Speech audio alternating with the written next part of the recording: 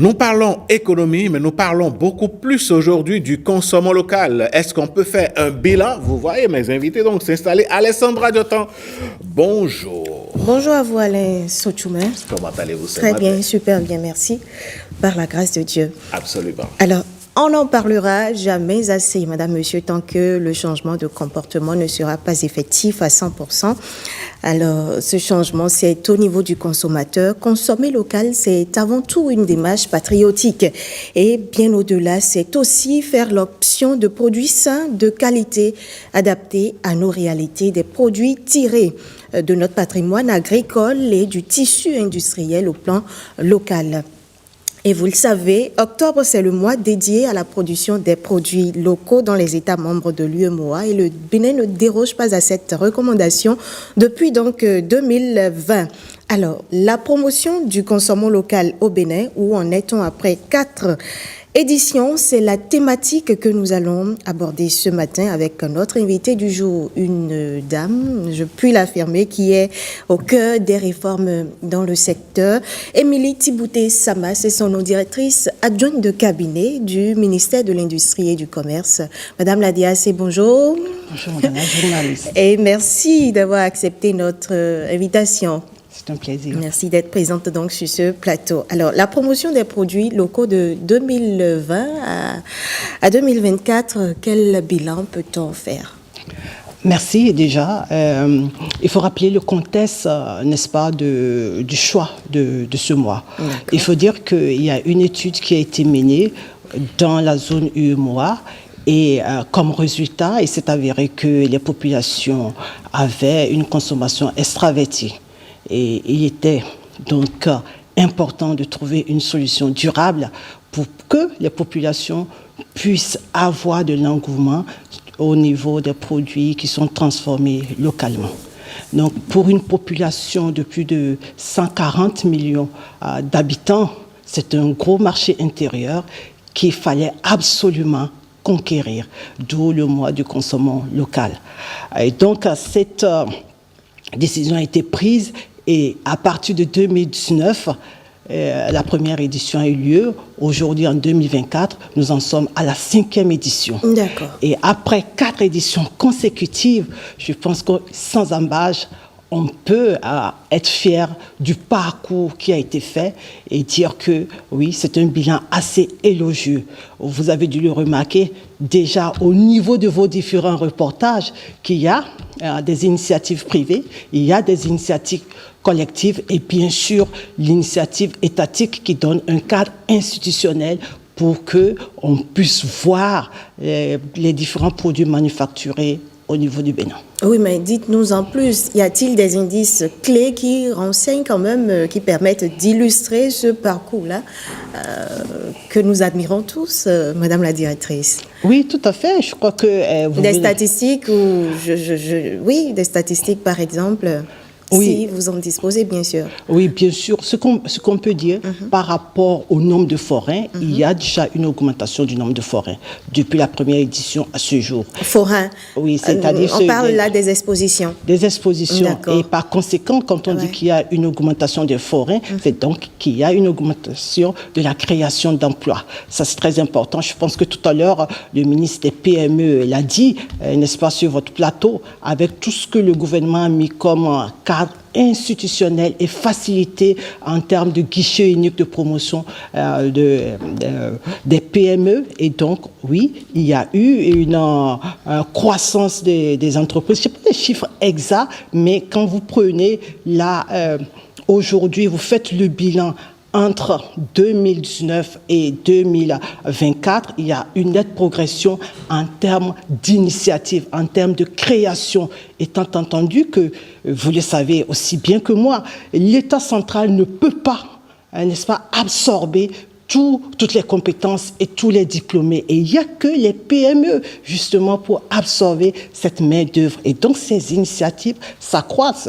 Et il suffit de regarder quand même le niveau du taux de chômage pour se dire que les PME se mettent résolument dans la danse, dans la promotion de l'emploi. À vous suivre, c'est dit que l'offre a augmenté autant en quantité qu'en qualité. Par contre, qu'en est-il de l'absorption? Est-ce que les produits sont réellement acceptés, consommés tels que l'on le souhaite par les populations. Oui, bien sûr. Et d'ailleurs, je vais partager avec vous quelques témoignages et même des anecdotes. Oui. On a eu des témoignages où les gens ont écrit, mais par exemple, il y a une promotrice qui a écrit en disant « Depuis 12 ans d'entrepreneuriat, mais la première fois aujourd'hui, j'ai pu faire du chiffre d'affaires. » Pour dire qu'entre-temps, elle s'est améliorée. Parce que la foire, ce n'est pas uniquement que la vente, c'est de montrer ses produits, c'est de faire le réseautage et d'améliorer tant la qualité que l'emballage. Et du coup, aujourd'hui, nous avons d'ailleurs mis un comité qui a sillonné tous les stands pour faire le check-up en termes de comportement des forains, en termes de produits, en termes d'emballage et en termes d'attraction ou d'attrait des clients. Et donc, oui, on peut dire sans embâche qu'il y a une nette progression. Et aussi, c'est une anecdote, je me rappelle qu'on revenait de quelque part et à Godomé, on voit un matelassier qui met une affiche. Et sur son affiche, met le logo du mois du consommant local en disant spécial promotion.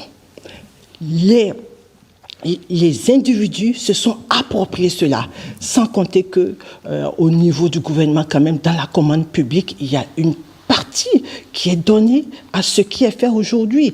Vous savez, il y a les structures fêtières qui accompagnent également dans la qualité. Chez nous, par exemple, au niveau du ministère de l'Industrie et du Commerce, on a l'agence de normalisation du métrologie qui est là et qui crée les normes. Il y a nos fêtiers comme la Chambre de commerce et d'industrie du Bénin qui accompagnent dans l'autorisation de mise à marché. Ça veut dire que le processus de qualité depuis la production jusqu'au produit fini, voire au consommateur, est suivi. Et c'est pour ça que c'est intéressant de dire que nos produits sont des produits de qualité, sont aussi des produits compétitifs parce qu'on a l'impression que les prix sont prohibitifs, mais non. Madame Émilie Thibouté, moi j'ai bien envie de vous poser une question. On va revenir sur les prix. On a d'ailleurs posé la question aux téléspectateurs de savoir comment est-ce qu'eux, ils pensent qu'on pourrait amener ces prix-là dans une certaine réduction pour que le Béninois puisse consommer davantage. Mais ma question, Madame Thibouté Samar, c'est de savoir s'il y a eu autant d'adhésion, comme vous le dites, pourquoi est-ce que le Bénin, par exemple, c'est vrai que nous sommes dans le concert des nations, pourquoi se limiter au seul mois d'octobre? Pourquoi ne pas pérenniser ou bien étendre l'initiative sur les 3 derniers mois de l'année, par exemple? Mais la question est tellement bienvenue qu'on ne va pas s'étendre seulement sur 3 mois, mais sur 12 mois. Parce que nous avons 12 départements. Et l'ambition, c'est qu'on ait la promotion du consommé local par département. Et que le mois d'octobre, qui est un mois choisi ensemble par les pays de l'UEMOA, soit ce mois qui consacre toute l'énergie en ce qui concerne la promotion du consommé local.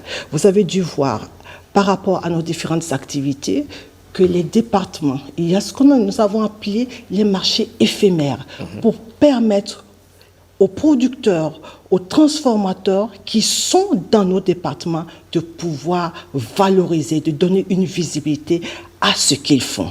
Et ceci pour qu'il y ait une corrélation entre la promotion du consommé local et le développement à la base. Parce que vous n'êtes pas sans savoir que quand on a mis le processus de décentralisation, l'État, c'est très clair, ne peut pas donner toutes les ressources nécessaires pour que chaque localité se développe. Et donc, il est important que les autorités puissent asseoir le cadre institutionnel qu'il faut afin que ceux qui sont dans les différentes localités puissent consommer déjà ce qui se produit et de ce fait améliorer les recettes, n'est-ce pas, des différentes entreprises et ainsi, ils vont permettre aux autorités locales d'avoir des taxes. C'est pour juste dire que c'est un cercle vertueux de développement, ce concept-là. Et au-delà du concept, on va dire que c'est une initiative d'une transformation endogène de nos matières premières. D'accord. Vous avez parlé de 12 mois.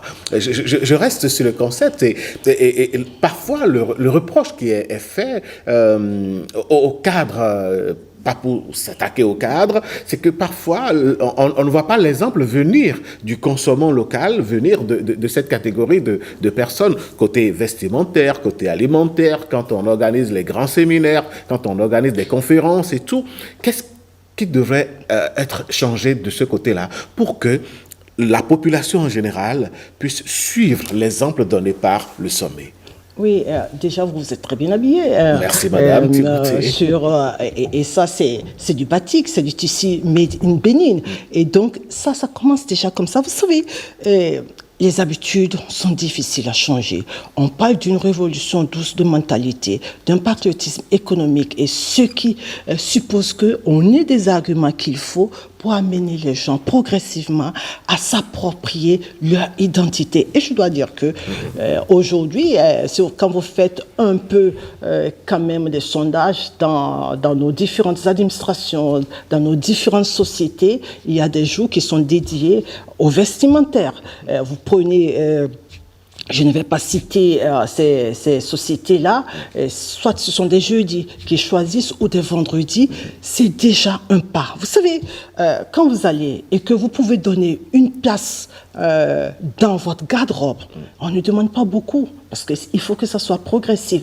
Vous ouvrez votre garde-robe, ne serait-ce que 10%, 20% du Made in Benin et du Made in Africa, c'est déjà un pas.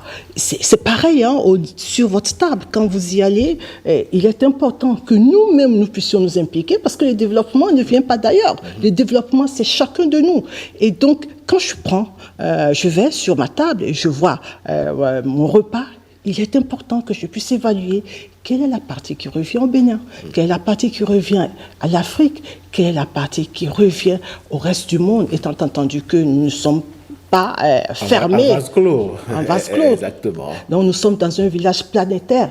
Vous savez, nous on a eu à faire juste un petit calcul entre les amis en se disant que si nous avons un quart de la population béninoise, donc je vais dire environ 3 millions, je suppose que nous sommes à 12 millions, nous avoisinons déjà les 13 millions, je crois. Nous avons un quart de la population qui se décide à consommer ne serait-ce que 500 francs CFA par jour pendant une période de 14 jours. Je crois que nous l'avons évalué à plus de 27 milliards. Si je ne m'abuse, 27 ou 28 milliards. Vous voyez tous ces milliards-là repartis sur l'ensemble de la chaîne de valeur. On sort les gens de la précarité, on crée de la richesse, on crée de l'emploi et in fine, on participe au développement holistique de notre pays. Justement, ce défi-là, vous l'avez lancé, je me souviens, le 2 octobre dernier, lors du lancement officiel de l'édition 2024 du mois du consommant local. Aujourd'hui, nous sommes le 22 ? Non, le 23. Alors, est-ce que vous avez l'impression que cet appel a été suivi? Je dirais plus, on n'a pas fini. On n'a pas fini, oui. Certes, mais 15 jours, c'est déjà 15 ou 14 jours, c'est déjà passé. Oui, ce qu'on a comme feedback au niveau de nos forains, c'est qu'ils sont très contents. Parce que non seulement nos forains se sont impliqués dans la communication, se sont appropriés le concept en se disant que nous n'allons pas attendre que le ministère seulement fasse de la communication pour nous. Parce que la communication fait partie intégrante normalement du business plan de l'entreprise et de sa promotion. Et donc par rapport à ça, vous avez vu les podcasts qui ont été faits, les affiches, etc. Et aujourd'hui, on attend justement la fin pour pouvoir avoir les statistiques réelles, parce que nous avons mis, même pour les entrées, nous avons numéroté. D'accord. Et donc, vous savez que si ceux qui veulent bien nous diront le chiffre d'affaires, mais ça serait exact un peu. Encore que dans notre contexte sociologique, beaucoup n'aiment pas trop dévoiler ce qu'ils ont, parlant de recettes, de ventes et tout ça. Oui, voilà. C'est vrai, et c'est ce à quoi il faudrait qu'on arrive. Il faut en fait démystifier les choses. Les gens ont peur des taxes, les gens ont peur des impôts. Alors que, oui, nous avons besoin des taxes, nous avons besoin des impôts pour construire notre pays. Vous savez, quand on prend les infrastructures, ça ne vient pas ex nihilo. Ça vient de quelque part. Et c'est en contribuant chacun de nous, en payant nos taxes, en payant nos impôts, mais aussi c'est vrai que l'État a d'autres moyens pour pouvoir mobiliser les ressources, tant sur le plan financier, sur le marché monétaire, sur le marché international, sur le marché financier, pour pouvoir, n'est-ce pas, réaliser ces projets structurants. Mais il est important qu'on comprenne que c'est un devoir pour nous. Parlons, de dire un peu, même, ouais. de dire quand même, oui, j'ai pu faire ces recettes-là.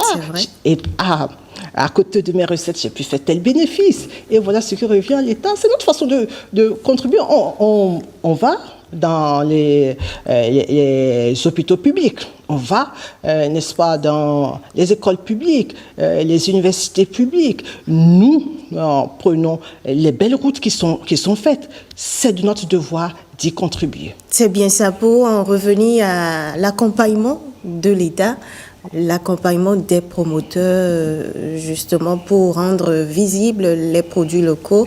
Quel est le travail qui se fait? Y a-t-il des initiatives phares que vous voudriez bien partager avec nous? Déjà, vous avez parlé de l'accompagnement de la CCIB, vous avez cité l'ANM qui est aux côtés, qui répond aux côtés des promoteurs locaux et tout. Quelles sont ces autres initiatives-là qu'on dénombre aujourd'hui au Bénin?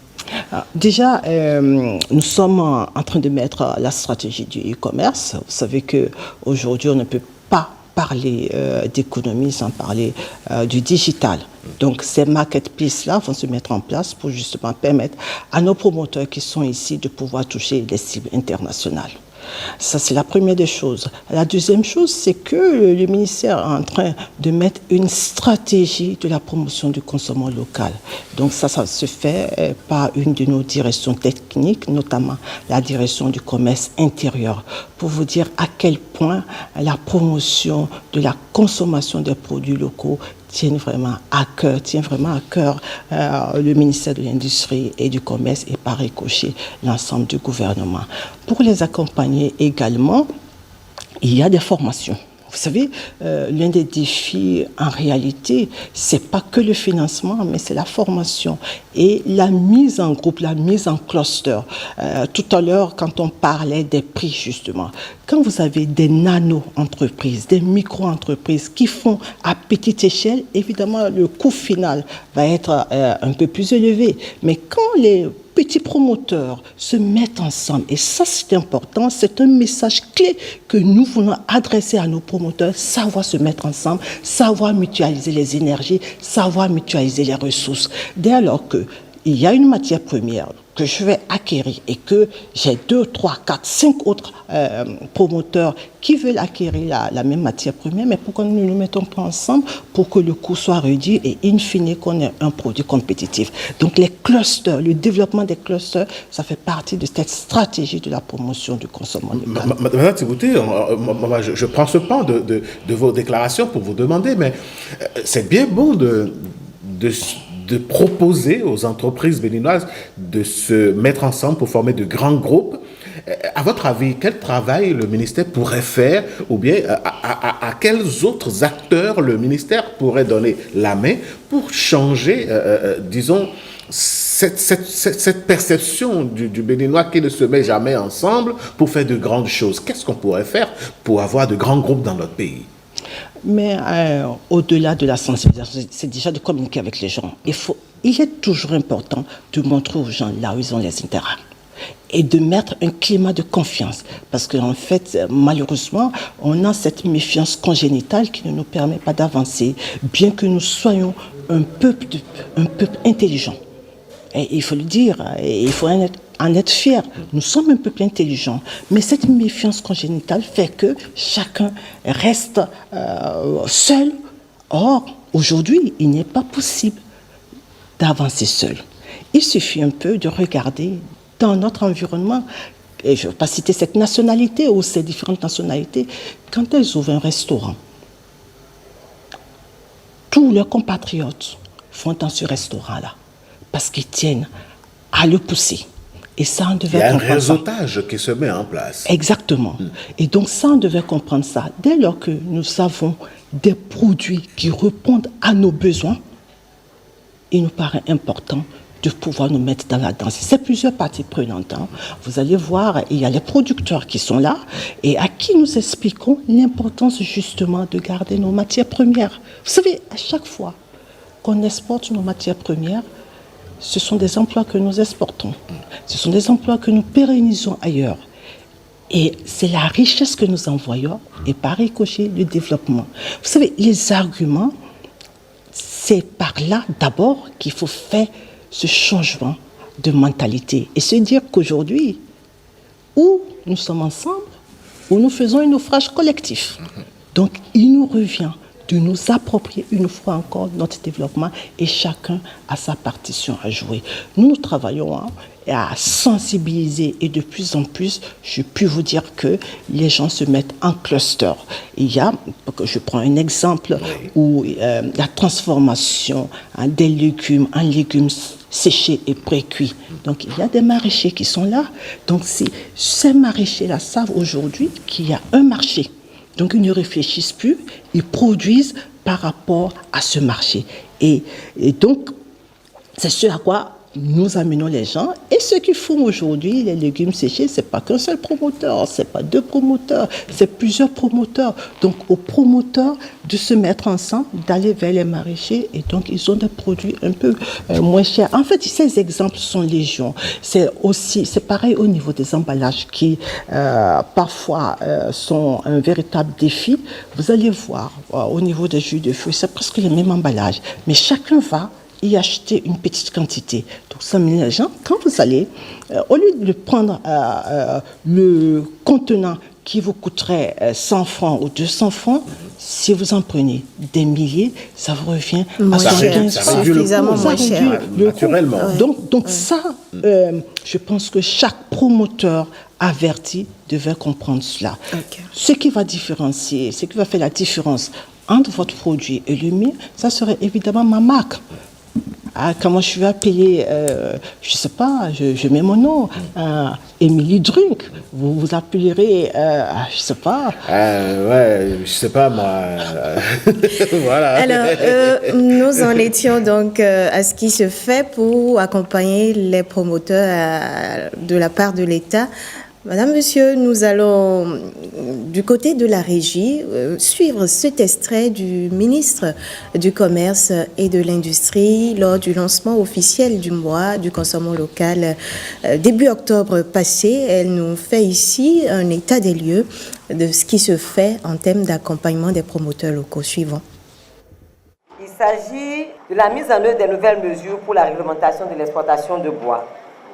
De toutes les dispositions prises pour garantir les matières premières à tous ceux et celles qui ont décidé de transformer les matières premières en produits exportables.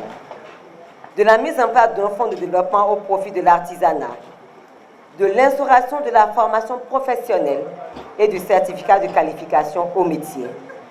Parce que c'est aussi les compétences qui permettent réellement de transformer les produits et d'avoir vraiment des produits locaux, comme vous avez parlé tout à l'heure de la qualité, exportables et surtout qui protègent le consommateur. Et également de cette obligation et de cette part réservée aux produits transformés localement dans le cadre des grandes commandes et également des commandes publiques. Voilà, donc il y a du travail qui se fait pour rendre professionnel le travail de ces petits promoteurs-là qui, quand même, s'évertuent à proposer, à mettre sur le marché, à rendre disponibles des produits made in Bénin. Émilie Thibouté-Sama, de la petite unité de transformation à l'entité industrielle de production de 2020 ou 2019 à ce jour, est-ce que vous avez une idée de combien de cas de mutation est-ce que nous avons connu au Bénin? Oui, il faut dire que je n'ai pas les statistiques aujourd'hui, mais nous avons vu des entreprises qui ont évolué de la façon traditionnelle à une unité, disons, mini-industrielle. Et il y en a beaucoup que je pourrais citer. Et c'est vrai qu'au terme de ce mois, nous envisageons un atelier bilan. Parce qu'après 5 ans, il nous est pas apparu important de pouvoir faire un arrêt avec toutes les parties prenantes, c'est-à-dire ceux qui nous accompagnent, les PTF quand même, qui font un grand travail dans nos localités les plus reculées, les promoteurs, et puis, bien sûr, tout ce qui est mis en place par le gouvernement. Donc, toutes les parties prenantes vont se réunir, y compris les consommateurs, donc, pour requérir comment chacun voit cette progression ou les perspectives. Parce que nous avons la GDIZ à côté, et ce serait, je ne sais pas, je ne sais quelle expression employer, mais ne pas en profiter, ne pas en tirer profit, c'est quand même pas bien. Oui, c'est vrai. C'est vrai que on doit être fier quand même de cette zone. Plusieurs personnes viennent d'ailleurs s'en inspirer.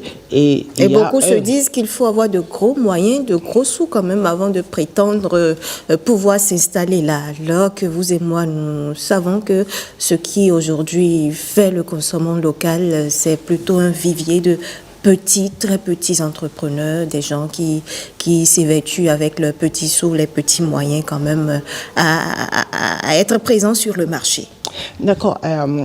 Je voudrais clarifier une chose. Vous savez, il y a les PME, il y a même les nano, les MPME, les micro, petites et moyennes entreprises, et il y a les grandes industries. Et chaque maillon joue un rôle important. Vous savez, l'industrialisation permet de produire davantage à échelle. Mais cela ne veut pas dire que... À l'échelle est moins cher. Et moins cher. Mais les PME également sont là, c'est de voir l'arrimage. Vous savez, on m'a donné un exemple tellement édifiant sur un atelier artisanal au Vietnam qui produit des clous.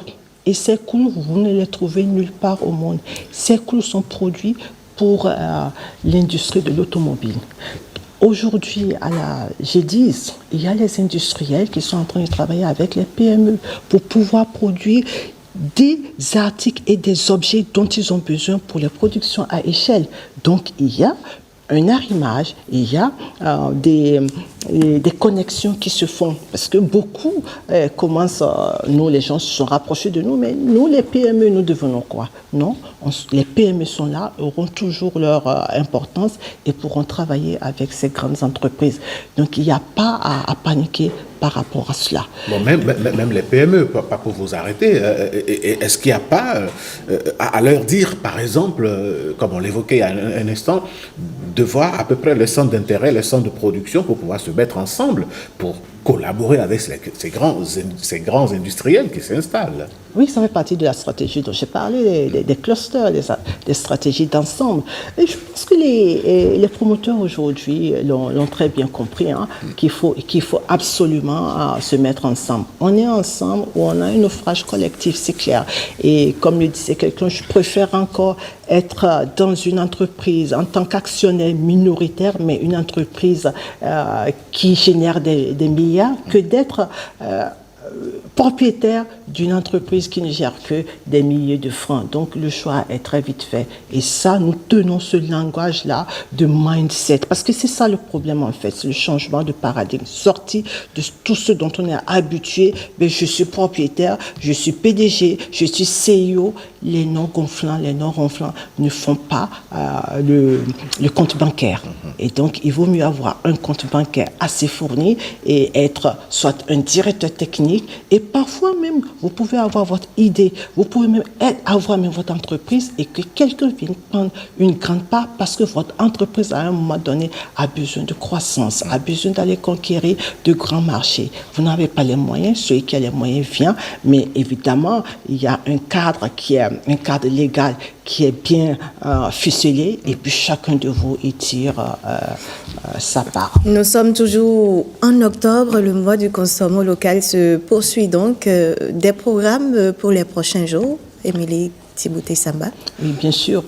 Déjà tout à l'heure, il y aura des panels. Des panels à la CCI Bénin et vous y êtes invités. Merci. Et il y aura également des masterclass que nous avons prévus parce que c'est aussi ça l'innovation. Et les masterclass au niveau de l'étiquetage, au niveau du packaging. Vous savez, vous avez beau être belle, si vous n'arrivez pas, si vous ne mettez pas tout ce qu'il faut pour attirer, écoutez, vous passerez inaperçu. Vous passerez inaperçu. J'ai un ami qui dit que la plus belle femme au monde, si elle est cachée, eh bien, on ne la verra pas. Donc, le packaging est très important. Donc, il y a cette masterclass qui va se faire là au niveau de l'étiquetage et du packaging, et ça serait très pratique. C'est-à-dire que nous allons prendre un certain nombre d'entrepreneurs, diagnostiquer leur emballage et leur dire comment désormais ça devrait se présenter. Il y a une autre masterclass. Déjà, avant que vous ne poursuivez, le public est-il invité à cette activité? Si oui, voudrait bien donner l'adresse, parce qu'il y en a qui sont scotchés et qui nous suivent depuis la maison. Ou bien le public n'est pas invité? Non, il faut dire que les entrepreneurs ont été déjà choisis. Donc, c'est une masterclass qui est ouverte à spécifique à des entreprises données. Et pour les prochaines fois, si je suis promoteur et que j'espère faire partie de la liste restreinte sélectionnée, je fais comment? On fait la demande. Nous avons notre site qui est là. De toute façon, on verra. C'est sûr qu'on verra un certain engouement et puis on avisera en termes de réponse efficace aux différentes demandes. Parce que quoi qu'il en soit, le ministère est là pour mettre le cadre institutionnel. Nous avons des partenaires qui vont nous accompagner dès lors que nous allons exprimer les besoins réels des promoteurs. Et donc, il n'y a pas à s'en faire. Il faudrait se rapprocher de nous. La CCI Bénin fait un gros travail. Il faudrait également se rapprocher de la CCI Bénin qui lance ses formations également en packaging. Donc, comme le dit une de vos collègues qui a l'information, a le pouvoir. Donc, aller à la recherche de l'information. Ça, c'est important d'aller vraiment à la recherche de l'information. Et donc, l'autre masterclass prévue, vous étiez en train d'en parler. Oui, c'est sur le soja et le riz. Vous savez, nous sommes une population qui consomme énormément de riz. Et quand vous voyez les recettes qui sont faites, c'est les recettes ordinaires. C'est la pâte de riz, c'est du riz au gras, etc.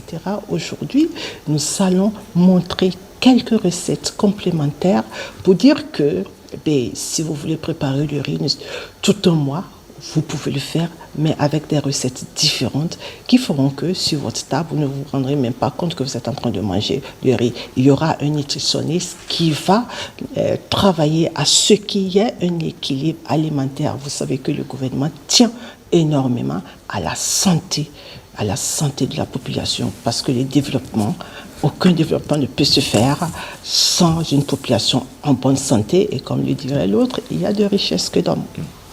C'est bien ça, et cela va être votre mot de la fin, Émilie Thibouté. Sama, vous êtes la directrice adjointe de cabinet du ministère du Commerce et de l'Industrie. Merci à vous d'être passé sur ce plateau. C'est moi. Alain Sotoumé, ce sera tout pour la chronique économie de ce mercredi. On se donne rendez-vous mercredi prochain pour un autre numéro. Merci Alessandra Diotan, ça va être avec joie de vous retrouver. Plaisir partagé. Merci beaucoup. Mesdames, Messieurs, voilà, on a eu beaucoup d'informations. On va marquer une pause et on revient sur le plateau pour le grand débat. Et le débat aura lieu justement sur la production industrielle et la production locale au Bénin, là où on en est. Et pour en parler, c'est clair que le ministère du Commerce et de l'Industrie a son mot à dire. On prend la pause et on revient.